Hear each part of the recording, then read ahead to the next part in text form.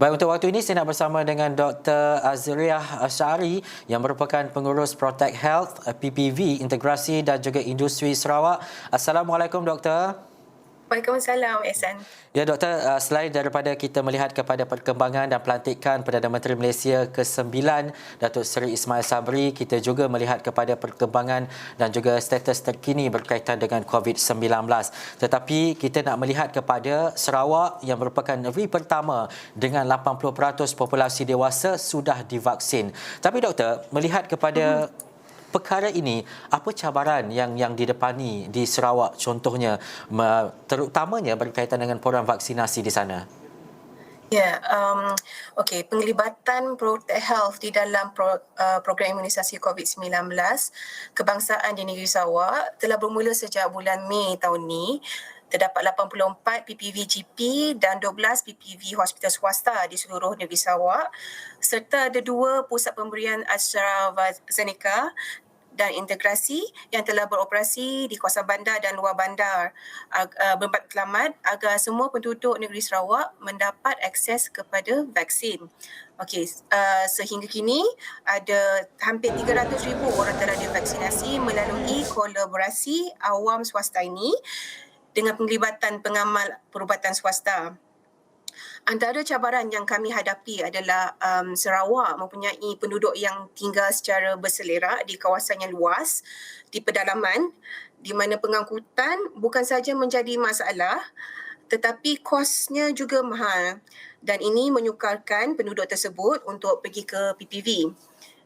Selain itu, pendaftaran vaksinasi di aplikasi MySejahtera adalah kurang di kawasan luar bandar.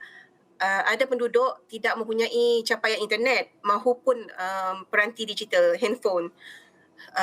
Selain itu, bilangan petugas kesihatan di Sarawak tak sebanyak di Semenanjung, maka kami perlu menggabungkan usaha vaksinasi bersama pengamal perubatan swasta serta dengan pelbagai agensi lain.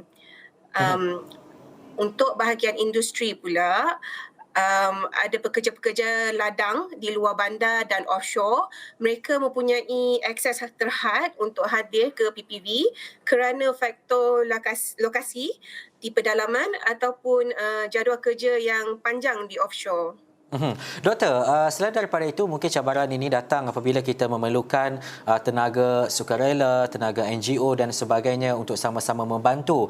Bagaimana perkara ini dapat diselaraskan dan juga untuk menarik sokongan, minat dan juga pengkhususan yang lebih baik daripada kelompok-kelompok penyertaan GP, NGO dalam program PICK ini? Okey, so pelaksanaan PICK turut melibatkan petugas kesihatan daripada pelbagai pihak lah, daripada bahagian KKM, pihak swasta dan juga NGO. So kami, Protect Health, telah dilantik oleh KKM untuk menyelaras dan menjadi pelaksana kepada penyertaan pengamal perubatan swasta dan NGO kesihatan dalam PICK. So dalam keseluruhan 2,313 PPV di seluruh negara, penglibatan petugas kesihatan yang diselaraskan di bawah kami adalah sebanyak 1,935 buah PPV yang melibatkan pemberian vaksinasi sehingga 300,000 dos sehari. Buat masa kini, kita ada 6 NGO yang aktif menjalankan vaksinasi di seluruh negara, dan penglibatan NGO kesihatan sebagai pelaksana pusat pemberian vaksin outreach NGO adalah amat penting bagi meluaskan capaian dan memaksimumkan vaksinasi kepada golongan terlantar, bedridden, kurang upaya, gelandangan dan penduduk di kawasan pedalaman serta masyarakat orang asli. So, antara cabaran untuk mendapat penyertaan GP dan NGO untuk pengamal perubatan swasta at the beginning, mereka perlu menyediakan peralatan rangkaian sejuk, cold chain seperti cold box dan electronic temperature data logger yang mematuhi piawaian KKM untuk memastikan vaksin COVID-19 menepati garis panduan penyimpanan dan pengendalian vaksin yang ditetapkan oleh KKM. Selain itu, cabarannya lagi adalah mereka perlu mengatur dan mengkoordinasi staf untuk melaksanakan program ini di fasiliti mereka. Lagi-lagi bila mereka masih beroperasi seperti biasa dan memberi khidmat swab test ataupun merawat pesakit yang datang ke klinik mereka. Doktor, Ya. teruskan doktor. Okey. Ada yang terpaksa mengambil pekerja baru untuk membantu menjalankan program vaksinasi ni. Dan ini semua menambahkan kos pengoperasian buat GP lah. Ada GP mempunyai kekangan untuk menyediakan dan mengatur ruang yang mematuhi SOP bagi melaksanakan program vaksinasi. Bagi NGO kesihatan pula, mereka mendapat cabaran di mana mereka perlu set up dan menyediakan pasukan petugas sukarelawan kesihatan dan bukan kesihatan untuk menjayakan program PPV NGO Outreach. Sebab mostly sukarelawan kesihatan bertugas di KKM dan di PPV integrasi yang sedia ada. Terdapat juga petugas kesihatan yang berdaftar dengan NGO, namun bilangannya tidak mencukupi dan perlu perancangan lah dari segi mengatur pasukan petugas tersebut. Selain itu, mereka mempunyai masalah logistik lah kerana target NGO adalah di dalam program outreach di mana mereka bergerak ke tempat yang terpencil dan pedalaman dan perlu pergi ke rumah-rumah pesakit terlantar. Namun kekangan yang saya sebut tadi tidak menjadi penghalang untuk mereka untuk berbakti di dalam menjayakan PIK. Ya.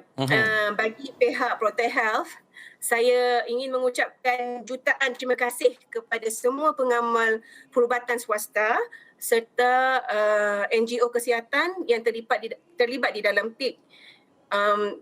Kesungguhan dan dedikasi anda semua di dalam servis nasional ini amatlah kami hargai dan diharap semoga segala usaha ini akan membantu negara mencapai perlindungan kepada semua rakyat Malaysia. Baik, Doktor, akhir sekali peranan besar yang dibawa oleh Protect Health untuk pastikan penduduk Sarawak divaksinasi dan juga satu perkara penting untuk kita faham adalah bagaimana bentuk komunikasi itu berjalan, sebab bila nak mencapai ke 80% ini komunikasi itu sangat penting, penyampaian dan juga informasi itu sangat-sangat diutamakan. Tetapi dari keseluruhan apa yang Protect Health lakukan, mungkin apa perkara yang boleh kita belajar, perkara yang boleh kita ketahui supaya pelaksanaan ini dapat komitmen yang menyeluruh daripada semua pihak yang diselaraskan supaya ia lebih berjalan baik dan juga berjalan dengan lancar. Mungkin dalam tempoh 2 minit, Doktor. Okey, so kolaborasi awam swasta dengan penglibatan pengamal perubatan swasta perlu lebih utuh lah. Ada two-way communication di mana kami berhubung dengan mereka, mengetahui apa kekangan mereka dan kita cuba untuk membantulah. Selain itu, terdapat pembukaan pelbagai jenis PPV untuk membantu mencepatkan mendapat 80% vaksinasi di kalangan rakyat Sarawak. Apart from that, mobilisation of human resource yang merangkumi pejabat awam dan pelbagai sektor kesihatan dan bukan kesihatan, NGO turut mempercepatkanlah akses vaksinasi ini. Selain itu, untuk PPV industri, perancangan dan pelaksanaan yang teliti dengan pelbagai agensi kerajaan seperti MANRED, MINTRED, MOTEC, MLGH dan EPU serta penglibatan penuh directly daripada industri-industri tersebut adalah penting untuk kejayaan PPV industri ini. Selain itu, PPV industri mobile ataupun PPV industri bergerak seperti di PPV Mobile UCTS Sibu telah memberi akses kepada penduduk pekerja luar bandar yang kena they have to travel 3-4 jam untuk pergi ke tempat tu dan memberi vaksinasi kepada mereka.